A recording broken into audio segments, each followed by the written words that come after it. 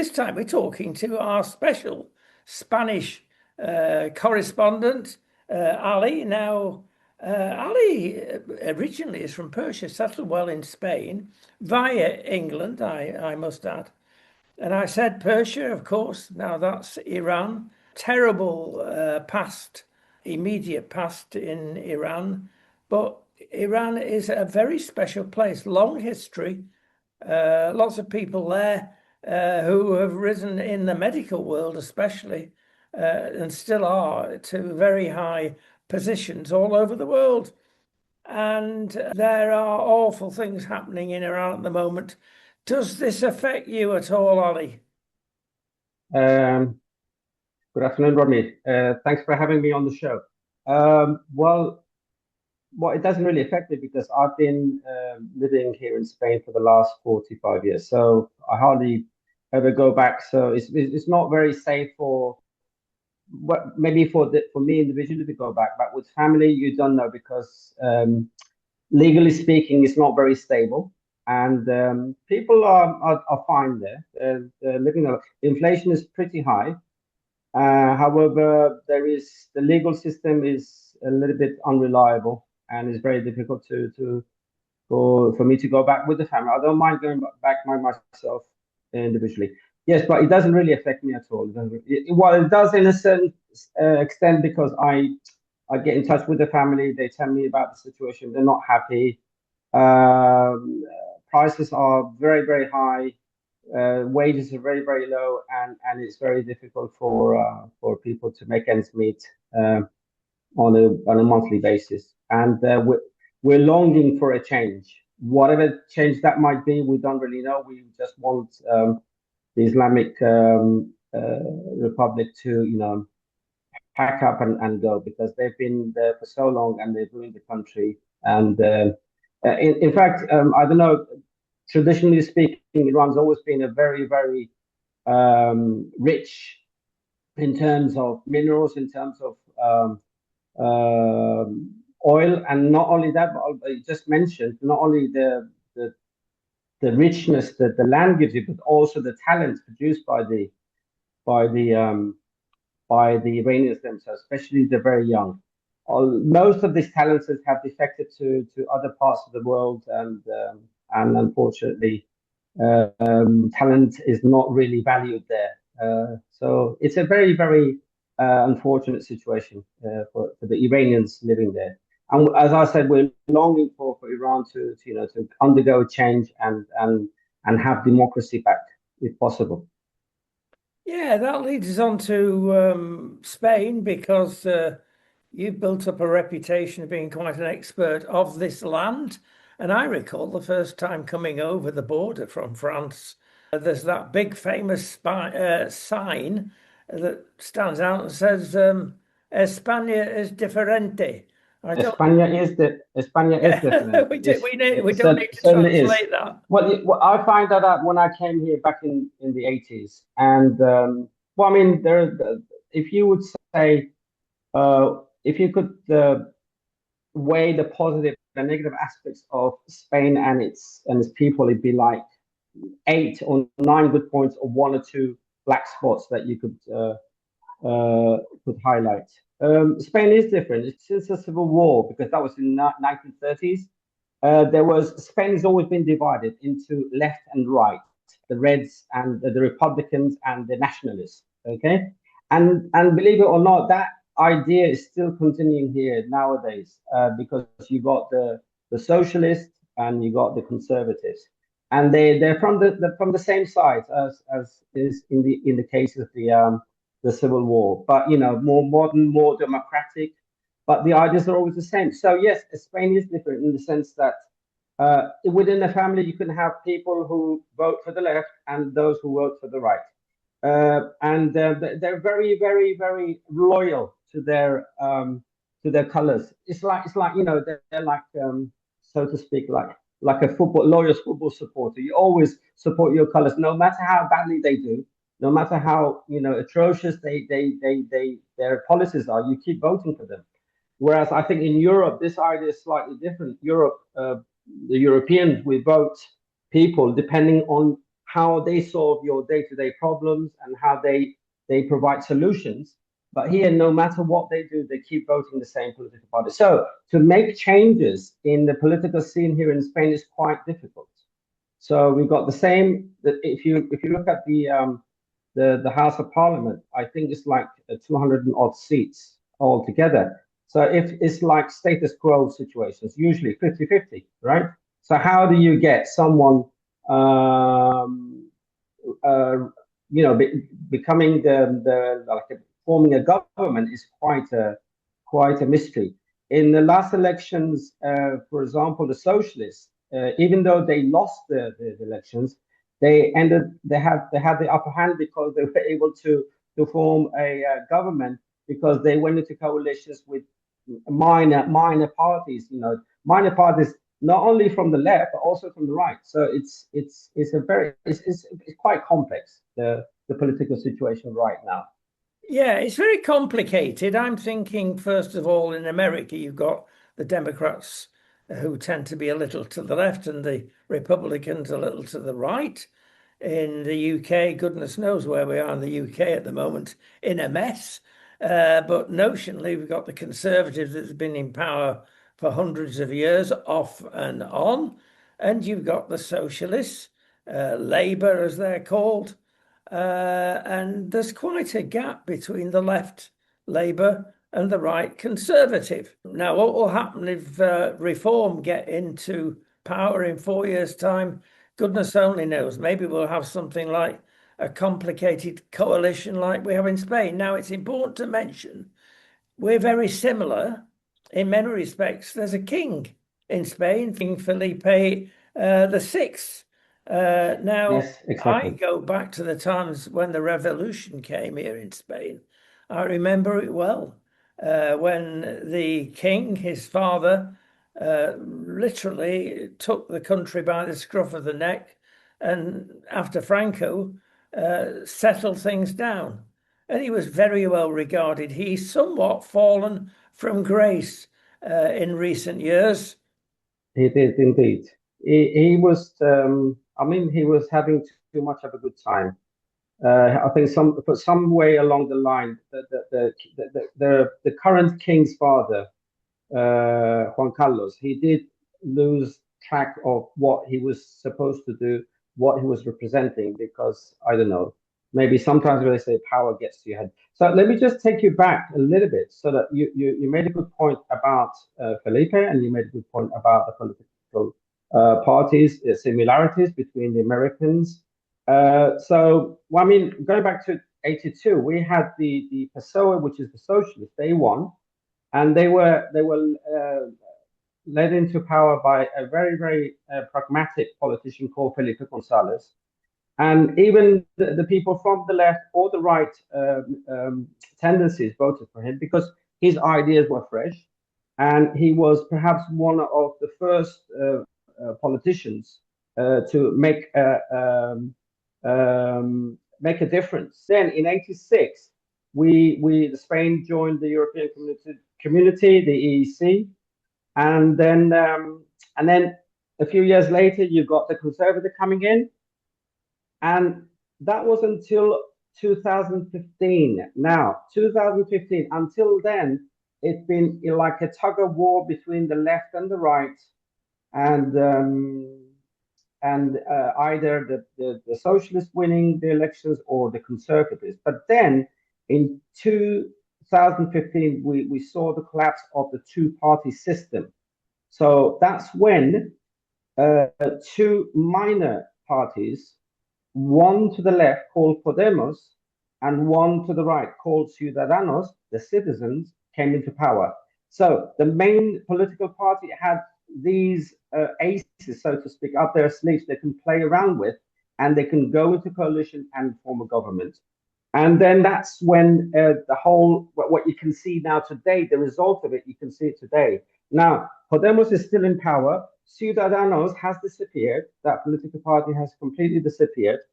And then now going back to the king. The king abdicated and passed power down to his son, Felipe VI. And now he's This guy is great. He knows what he's doing. He's a true monarch. He represents Spain in all the status there is, and he tries to keep a low profile. The people really love him, but politically speaking, he has no power. Okay, and but he's like the gelling factor within the Spanish society, and yeah, and he's finding it very difficult because the left they don't want monarchy. They want monarchy to disappear, and they're always into conflict and they're always criticizing the king. However, the right support the monarchy. The right want him in power. So it's always there's always between what's left between left and right. So not even the king gets saved here. So he's always being criticized by the left wing parties. In fact, I mean they openly criticized him. I mean there's no they don't. It's not like in Britain where it's very difficult to criticize the monarch. Well, I mean, the voices are being heard in Britain nowadays, but here in Spain, they openly criticize him and they admit that they want him out. They want the monarchy to disappear. Now, Pedro Sanchez, leader, he's the prime minister. How left is he? It's a very difficult question, really. He's got all the values of a left-wing party, but at the same time, he's gone into coalition with a far-right Catalan separate party to have to win enough seats to be in power. So, I mean, if you could call that left, being a left-sided politician, I don't really know. It's very the more he's in power, the more people have come to the conclusion that he's in it for the power. And no matter what steps he takes, no matter what policies he brings in, even if it goes against the left side of the philosophy of things, he still doesn't mind. He just goes and creates or goes into pacts with, I just mentioned it. I mean, you know what happened in Catalonia and about 10 years ago? Parliament declared independence. And that is against the Spanish constitution, and they had to send in the army, and they had to one of the politicians, I think he's well known. His name is Puigdemont. He defected. He escaped through the frontier north of Spain, hidden in the boot of the car. He defected, and the law is still after him. Pedro Sanchez has gone into a coalition with this gentleman and his party, the party that he represents, because that will keep him in power for another 4 years. So the question is, how left is he? Is debatable for me. Yeah, it goes along quite a lot with the Spanish mentality, which is, let's say, much more relaxed than we have in Northern Europe. There are all sorts of sayings in Spain. As an example, sale la ley, sale la trampa, which roughly translates, well, we have the law in Spain, but we find a way around it. And that sort of philosophy goes through the whole country. They introduce lots of laws, and some of them, like in the United Kingdom, not a very good idea for various reasons. Rather than confront it, they go along with it and find a way around it. Unofficially, of course. And the police or whoever's trying to enforce the law come up quite often with the Spanish shrug. Exactly. Well, to put it mildly, I've got an anecdote. Back in the 80s, I used to drive around. I was a teenager. I used to drive around with a fake driving license, and when we got caught by the police. It just a few. I think it was a pesetas under, just a little bribe, and then he would let us go. I mean, that was back in the 80s, right? Yeah. It's even happened to me at the airport. I mean, you bribe the figure of authority and they would accept it. But I think, Rodney, I might correct you there. It's maybe is the politicians who give the majority a bad name. Okay, I mean, in the day to day, I don't know. I work with Spanish I work in a Spanish company, and I see what's going on. The legality here, the red tape is unbelievable. So everything is so much under control. Maybe for the layman, but maybe then the politicians, they know how to work the way around it and do each other's favors here and there. And we see it in the press. And unfortunately, that gives the wrong impression. But on a general basis, Spanish people are extremely law-abiding citizens. So it's not that it doesn't really reflect the way Spanish are. If we see it happening in the political, my God, you see so many cases of scandal on a daily basis. So now the philosophy is when there's a case of scandal, it gets covered by the next one that comes out, and people already forgotten about the previous one. So every single day, with the socialists, there's a new scandal coming out, new cases coming out. It's unbelievable. But I mean, in any other countries, the government would have resigned by now. Because the scandal case I'm referring to involves Pedro Sanchez's brother. He got a job through, he was given a job through contacts he had, with his brother as the president. His wife is being investigated by the ruling court system. He's the guy who brought him into power. I think he was deputy. He was the minister for transport. He was involved in case of embezzlement. Every single day, there's a single case coming out. Any democratic country, their president would have resigned out of dignity. But as I said earlier, he's in it for the power. He's in it. One day in the Spanish, being in power is one more day that he can survive, and I think that's his goal. It's a pity because the socialists have always been very, very, they represent the hardworking, working class people. And at the moment, I don't really know. Unfortunately, I do speak to my friends who vote for left, and they're very quite radical. So when you vote left here, no matter what happens. When you vote right, you vote right. So I mean, what has to change is that mentality. Just vote for someone who gives you solutions, and no matter if they represent the socialist or the conservative philosophy. So that's the way I see it. Yeah, we've had a television station down here for many, many years, and obviously we're meeting with politicians, with mayors, and the like, and the amount of corruption is phenomenal. Every, as you say, day there's a mayor coming along. Recently here, of course, we're in Marbella. You've got a mayor of a local town, and it's the usual thing. He has a wife, but he also has a mistress, and he puts allegedly, the court case is going on as we speak, in a very expensive flat, apartment on the Golden Mile, where she enjoys a very nice lifestyle. And this is the gentleman I was referring to. Yes, and Yes. And of course, she's paid a nice wage from the actual town. They've got hold of him, of course, and he's in. But it's going on every day of the week, Ali. The word resignation doesn't exist in the typical Spanish politician's dictionary. That's to put it. No matter, they just, for example, what happened in Valencia, the terrible downpours in Valencia. You had the floods.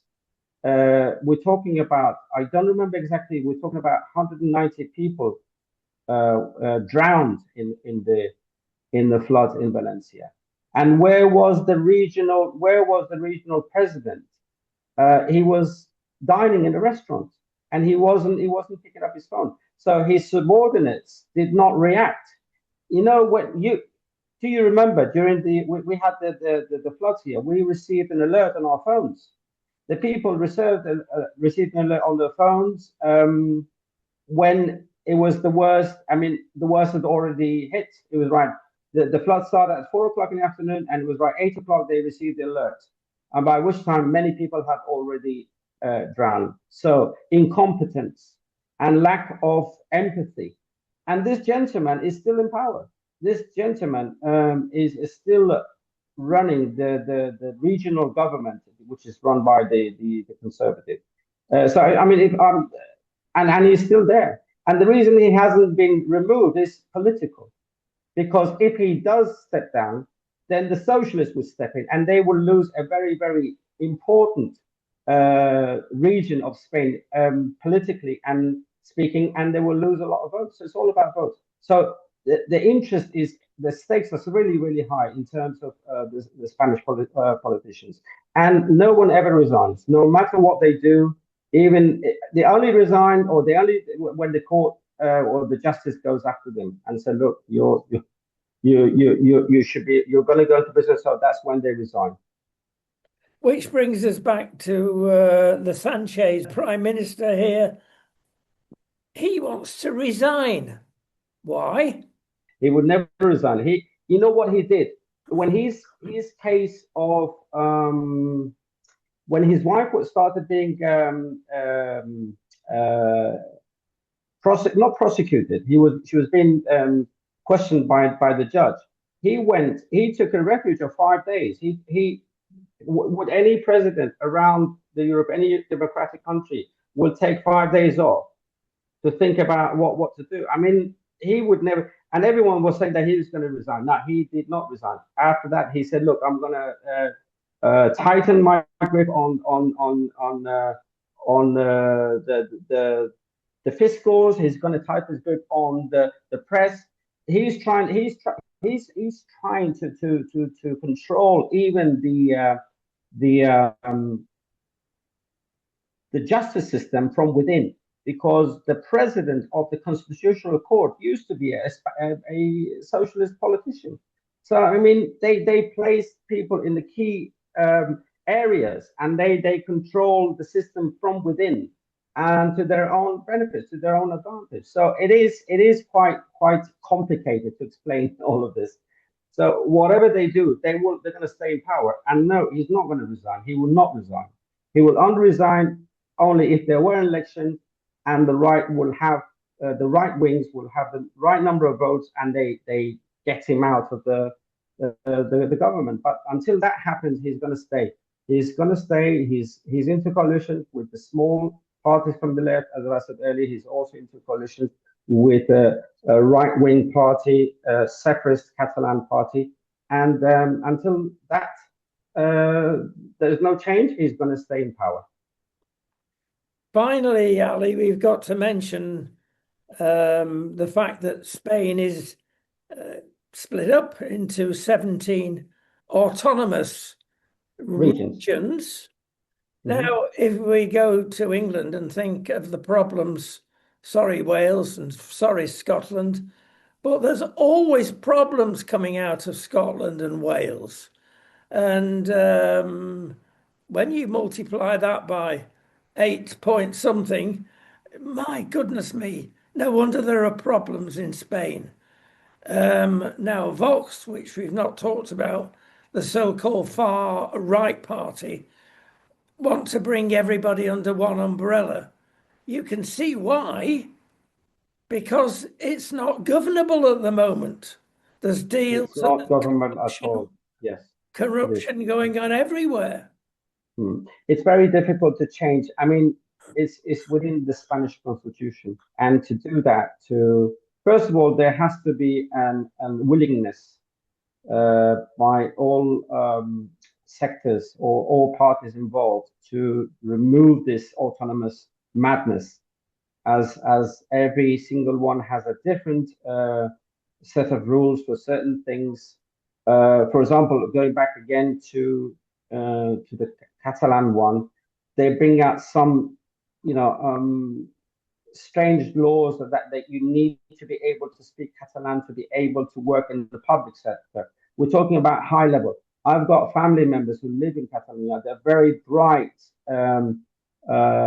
people who work, in the engineer. Both my family members are engineers, and they find it very difficult to find jobs because they don't speak good Catalan. So this is just one law. You go to the Basque Country, you have the same. But the vast majority, when there is extremism involved, that's what you get. And for example, you've got the extreme political parties in the Basque Country. You've got the extreme one, not exactly, because in Catalonia at the moment, the socialists have won with the vote of the extreme right. Okay. Yes, the idea of the autonomous regions changing is very unlikely, because there needs to be a political willingness. Otherwise, it's not going to happen.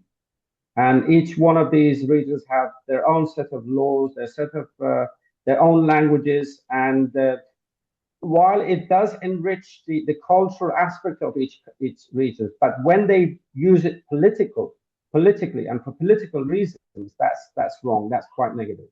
Well, a fascinating place we live in.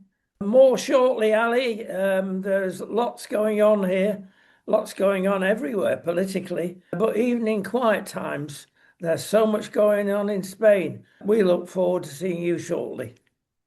Thank you very much for having me, Rodney.